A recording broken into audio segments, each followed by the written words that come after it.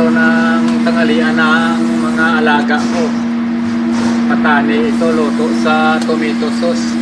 Tapos i-oven lang siya. Gustuhan nila ito eh. Ayan o, lapit na maluto. Guys, ito na guys, oh, luto na oh. Ayan na oh, ayan. Ayan na yung isda namin kanina, yung inihaw.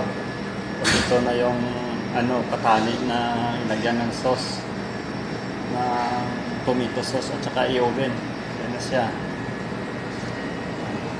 Ito na yung serving plate niya oh. Ayan.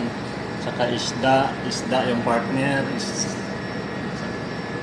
Ayan, ang isda namin may lemon sauce dyan. Ayan, ito na siya. Ito yung sauce namin, lemon sauce at saka parsley.